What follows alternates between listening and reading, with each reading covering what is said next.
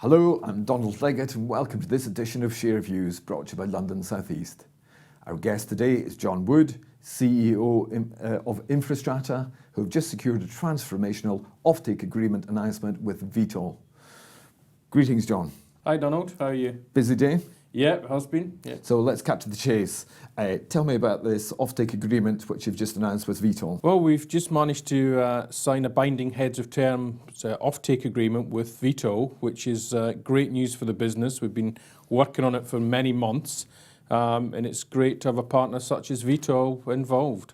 The agreement is for all the 7 caverns which you're proposing to build and for a gigantic 12 years. It is. We started off talking about 5-year terms was what the offtake companies wanted. We wanted 15, so we've agreed at 12 years. And I think originally we started off talking about 2 caverns, 2 phases, 2 caverns, then 5 caverns. We've now managed to combine the 7 caverns all together in one offtake agreement, which is really great for us and great news for the company. So why is Vitol such a good fit for InfraStrata? Well, I think if you look at Vitol as a company, they're one of the largest trading companies in the world, oil and gas, and they've got various interests globally within trading and storage. And I think this project is an ideal fit to their portfolio, but also gives us opportunities to move forward and do different deals with them on different projects as we move forward. I noted that they mentioned that in the RNS release, that they're not just talking about the Islandmagee project, they're talking about doing things with you in the future. Well, look, every deal is assessed on its own merits, but we've obviously got our gas storage play in the UK mainland that's beginning to grow some traction while still early days, and our FSRU that we've got 3 options that we're actively exploring for that now. And again, to split our portfolio up a little bit, we're also looking at some international European gas storage opportunities that exist in businesses that may get us into operations sooner than Islandmagee will bring. So let's focus on Islandmagee for now. What are the commercial terms that you've agreed with Vitol? Well, I think, we've spoken at various events of the intrinsic, extrinsic and SUMO events. Clearly, there's a lot of detail gone into this term sheet to get to this point. What exactly does all that mean, though? We can't go into the commercial details, Donald, as you know, of the exact... But extra SUMO events, what are those? Yeah, I mean, that's just the day-to-day trading and really capitalising on that intraday trading in the long-term Q1, Q3 spreads. Moments of volatility, high demand, low demand. Absolutely. You both think that you can make money out of those moments of high demand. And why absolutely. that? You've got a sophisticated facility, you describe it as. What does that mean? I think when you look at the facility, it's pioneering, it's fast cycle. When you consider Rough that's closed down, taking away 25% of the UK gas market, that was a traditional put the gas in the summer, take the gas out in the winter. Our store can switch from injection to withdrawal in under 90 minutes. Which really allows you to play on that day-to-day volatility that's in the market. And I think that volatility is increasing and increasing as time moves on. Okay, tell us about the term sheet. Put it into context for us. It's legally binding, lasts for 12 years. What more can you tell us about it? Legally binding, lasts for 12 years. One of the things we did to make sure we weren't selling ourselves short was to go out and do 10 years back testing. On what this term sheet would actually mean to the business. That gave us an average of between 28 and 38 pence per therm, which was above our expectations. So we've got that built in there. We've also got the long-term nature of the 12 years. And we've actually spent a lot of time going into the detail, looking at the cycle times and everything like that.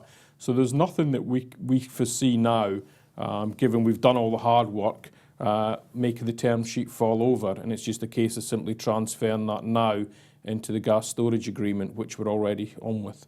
Term sheets can be headline without an awful lot of detail. You tell me you've discussed and agreed quite a lot of detail in there. So why is that an advantage? Well, I think that's an advantage because we don't want to have a bit. This is the first brick in the wall, as I call it, for our 4 agreements that we're trying to get. What I don't want is one agreement to be in there, then suddenly it falls over later.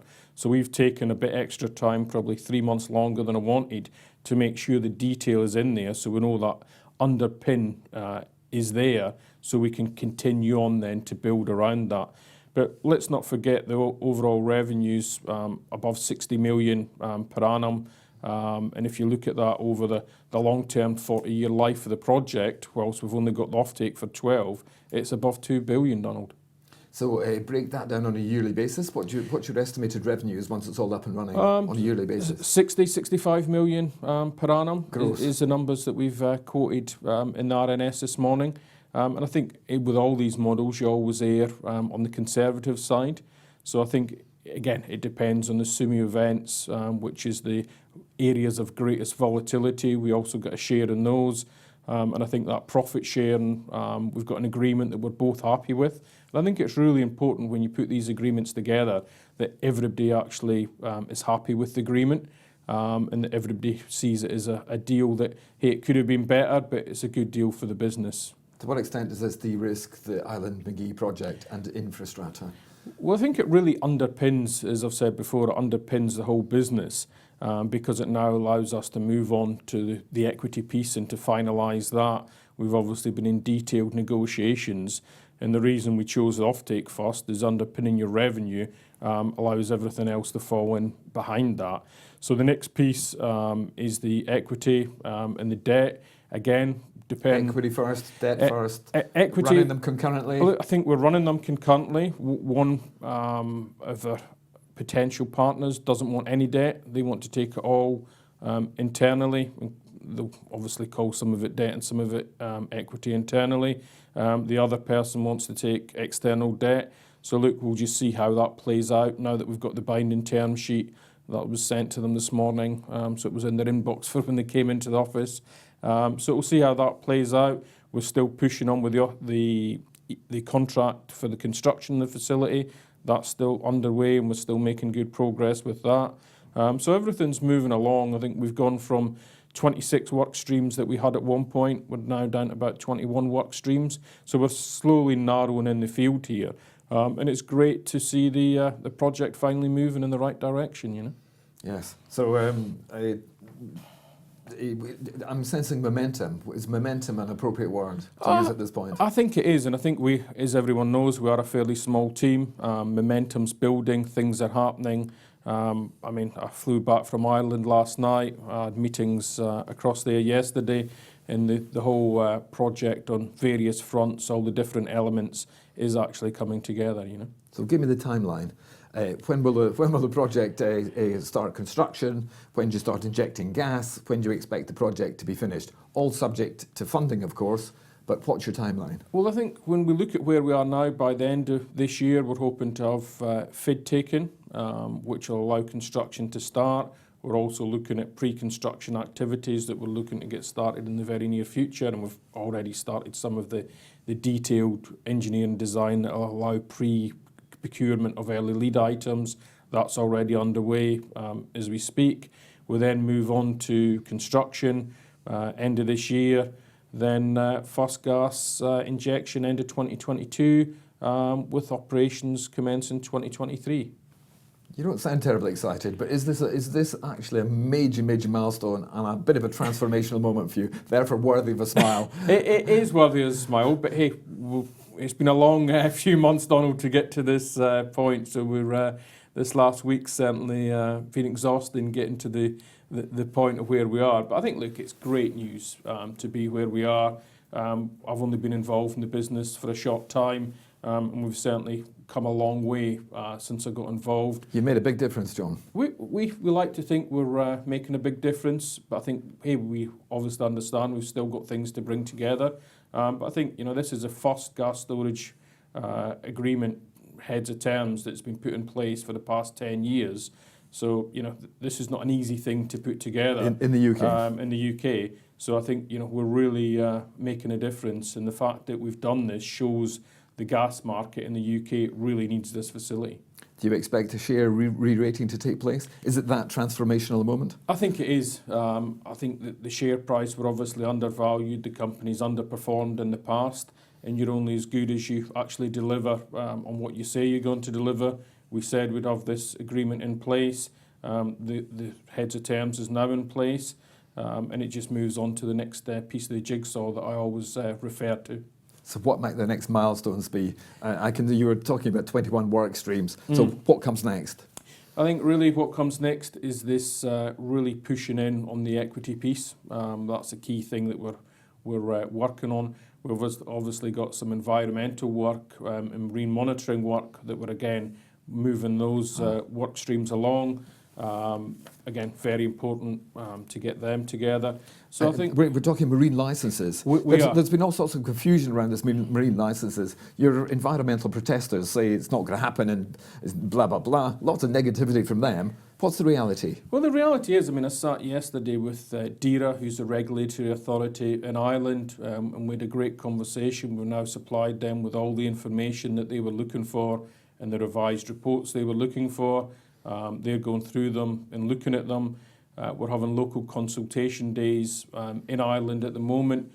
DERA are very supportive of them and will actually come along and attend these meetings as we go forward to explain the process that we're going through and the regulatory loopholes that we're going through to actually really make sure we comply with all the standards. And I think one of the things that happened last week is we had an independent review of our brine modelling analysis, and I think the comment that was made by the company that did it is the most extensive brine modelling that they've ever seen globally. So I think we're really pushing the work that we're doing on the environmental side as far as we can. Let's be clear, you don't think there will be any problems getting in the marine licence. Your brine modelling is world class. There are no issues. We see no issues at all, Donald. I think we take our environmental responsibilities very seriously, and we are keen and passionate to make sure we comply and do things to the highest extent we can.